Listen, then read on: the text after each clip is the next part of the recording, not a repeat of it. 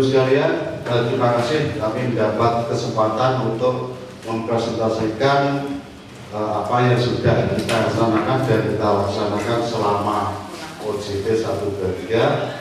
Baik, Bapak Ibu, program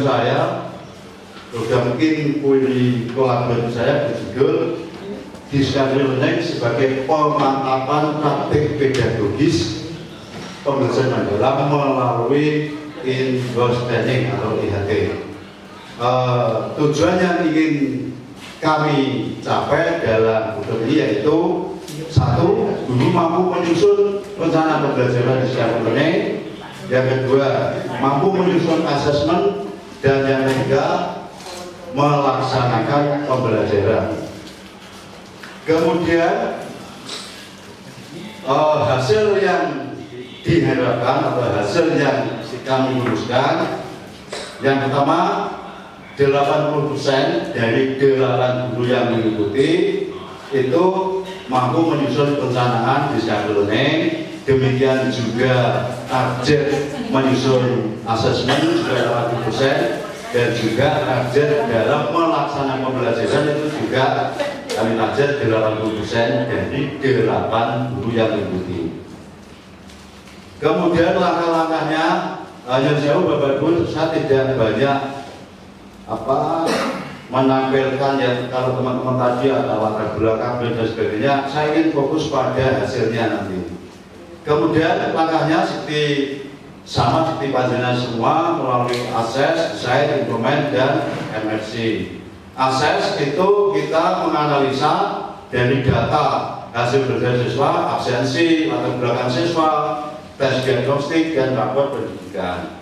Selain analisa kebutuhan, kami juga melakukan analisa SWOT, yaitu khusus untuk menganalisa kekuatan-kekuatan yang kita punya. Salah satunya misalnya gurunya lengkap, masih muda, sudah bersertifikat semua, alumni sekolah muda. Nah, itu merupakan suatu keuntungan atau kekuatan bagi kami dalam menyusun dan melaksanakan program TINA.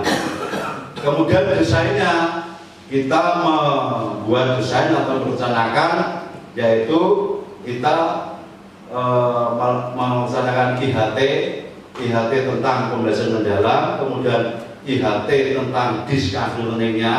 Jadi kita harus paham dulu teknik bunganya, kemudian telaah MPP, observasi, dan telaah asesmen. Ya bahwa kemudian pada tahap implement itu gurunya merancang pembelajaran, merancang asesmen, kepala sekolah yang merancang instrumen-instrumen yang dibutuhkan. Kemudian di MFC, mission, reflect, and change itu kita melakukan penilaian atau pengukuran seperti yang kita target tadi, bahwa 80% itu mampu menyusun RPP Discovery Learning. Jadi kita ukur RPP-nya, kemudian asesmennya juga kita observasi, melakukan pengukuran melalui observasi ketika pembelajaran di kelas. Selanjutnya tadi saya sampaikan bahwa Discovery Learning sebagai pemantapan. Nah, setelah kita IHT tadi, kita juga ini saya terpancing dengan yang disampaikan Pak Nurdin kemarin. Ya, Pak Nurdin ini kan katanya ada keterkaitan antara nama program dengan pembelajaran daerah. Dan akhirnya semalam saya sampai jam 2, makanya tadi lemas. Saya mencoba mencari keterkaitan Discovery Learning dengan Deep Learning. Ini versi saya setelah saya termasuk tahap pengumpulan data dan mengolah data, Pak. Saya mendapatkan ini sekali lagi ini versi saya. Mungkin kalau teman-teman membuat seperti ini mungkin juga akan berbeda-beda, tapi secara umum ini istilahnya juga saya membuat sendiri, Pak, ekuivalensi weighted, Pak. Jadi keterkaitan atau kesamaan discovery learning dengan deep learning, yaitu pada tahap stimulan itu kalau deep learning itu anak atau murid terlibat sangat aktif dan emosional, bermakna sehingga menimbulkan kesadaran dan menyenangkan. Jadi math atau ekuivalen itu. Kemudian pada tahap identifikasi masalah tentunya diperlukan berpikir kritis, menganalisa, menilai masalah yang merupakan ciri utama pemahaman mendalam. Kemudian tahap pengumpulan data itu memperkuat berkesadaran, sengaja dan arah mencari pengetahuan dari berbagai sumber.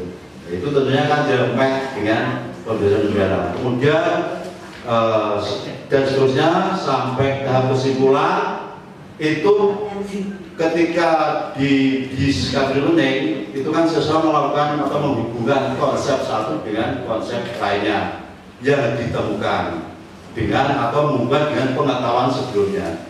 Dan ini kan juga match dengan pembelajaran mendalam bahwa pengetahuan itu lintas konsep, lintas disiplin ilmu. Jadi ekuivalensi yang saya buat ini jadi discovery learning ekuivalen bisa ekuivalen diterapkan untuk memperkuat pembelajaran mendalam. Kemudian selanjutnya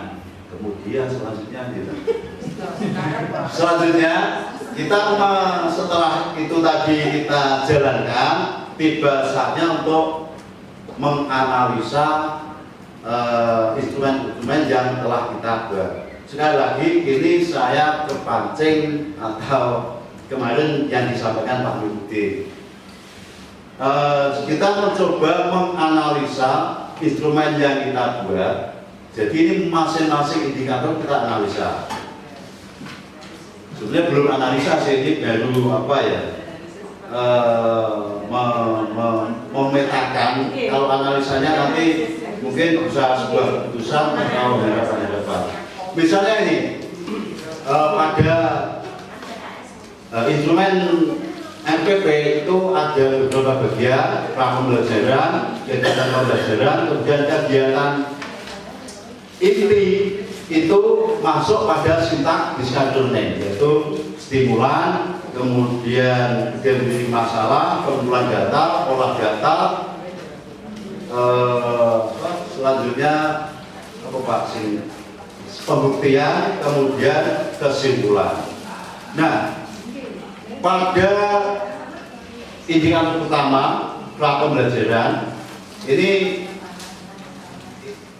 indikator ini saya tulis indikator 1, 2. Jadi pada tahap pra pembelajaran ini ada 4 indikator, kemudian kegiatan awal ada 4, stimulasi ada 1. Nah, kenapa stimulasi ada itu? Sebetulnya saya jebak waktu itu harus kadung jadi akhirnya indikatornya kalimatnya saya tambahin. Ketika memberi stimulus itu berupa pertanyaan, fenomena, masalah dan sebagainya. Sebenarnya kalau direvisi bisa menjadi 4 atau 5, tapi because tidak harus kesal si kalimatnya tak tambahin seperti itu.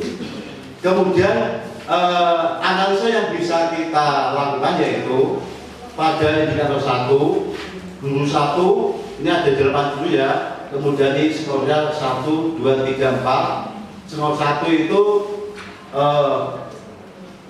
belum ada, kemudian 2 ada tapi tidak sesuai, kemudian skor 3 itu ada kurang sesuai, skor 4 ada dan sesuai.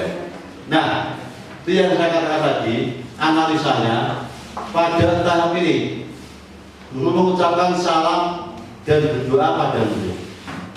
Ada yang mendapat nilai 3, berarti salamnya atau doanya mungkin kurang sesuai, seperti itu.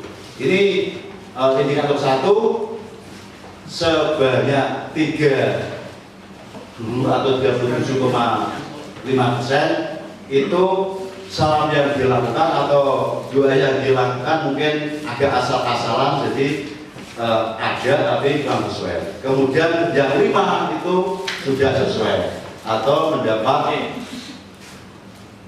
62,5% dan seterusnya. Ini RPP, ini RPP-nya ada 2 slide. Dan ini yang selanjutnya sampai kegiatan penutup. Tentu saya tidak akan mengulas analisa ini keseluruhannya, enggak. Yang penting ada gambaran penyampaian bahwa ini yang saya lakukan. Entah ini nanti tetap saya menunggu, memohon konfirmasi petunjuk dari Pak Wali. Maka seperti ini yang diharapkan seperti itu.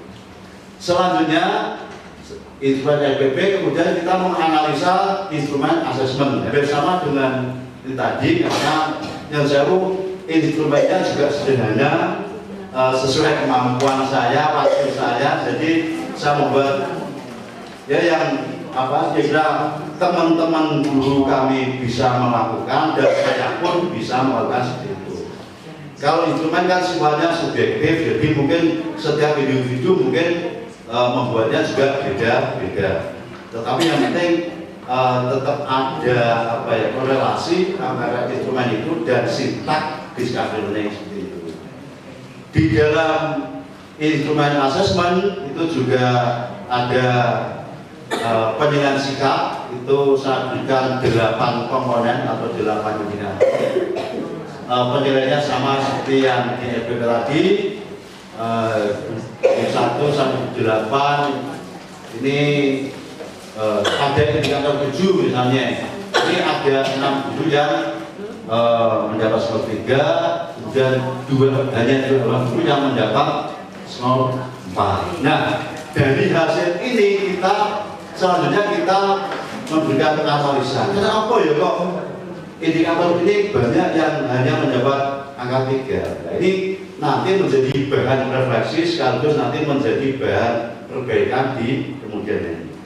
Jadi itu kemudian selanjutnya analisa pada ya sama asesmennya juga lembaga tadi. Kemudian yang terakhir yaitu ketika kita observasi sama yang saya lakukan, instrumennya, percakapan sepertinya sama. Kemudian seperti yang saya katakan tadi bahwa ini analisanya atau kita bisa mengambil refleksi dari ini, mengevaluasi dari instrumen ini. Kenapa ya indikator ini kok ada yang sifatnya kan fluktuatif, ada yang hanya 3, ada yang 4, tidak konsisten. Kalau ahli kan hanya 4 semua seperti itu. Nah, ini menjadi evaluasi kita di kemudian hari nanti supaya mungkin lebih mendalami lagi antara ekuivalensi discovery learning dengan deep learning. Sama dengan yang instrumen 1-2, dalam instrumen observasi pembelajaran juga ada 2 slide. Nah, analisanya sama seperti tadi, kemudian pada akhirnya kita menentukan kesimpulan hasil akhirnya bahwa pada penyusunan rencana pembelajaran 8 guru ini mendapatkan total 711 atau rata-ratanya 88,87, di mana masing-masing guru sebanyak 8 guru itu mendapatkan nilai baik semua. Artinya kalau tadi saya kasihkan 8%, ternyata teman-teman 100% itu mampu menghasilkan FPP. Ini matching dengan apa yang saya sampaikan tadi bahwa analisa smart kami, kekuatan kami, gurunya masih muda-muda, lulus PPG semua, mantan sekolah negara, ya itu merupakan satu tempat itu yang kami kelola, kami manage untuk yang mendorong supaya pembelajaran lebih baik dan di hasilnya seperti ini. Kemudian selanjutnya hasil dari penyusunan asesmen hampir sama. 100% teman-teman mampu menyusun asesmen dengan baik, dan terakhir pengukuran observasi pembelajaran juga 100% mampu melaksanakan dengan predikat baik. Saya kira itu saja yang saya sampaikan. Kurang lebihnya mohon maaf.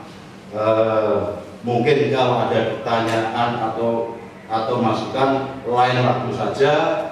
Yang penting kita mempersingkat waktu untuk memberikan kesempatan pada teman yang lain. Terima kasih. Wassalamualaikum warahmatullahi wabarakatuh.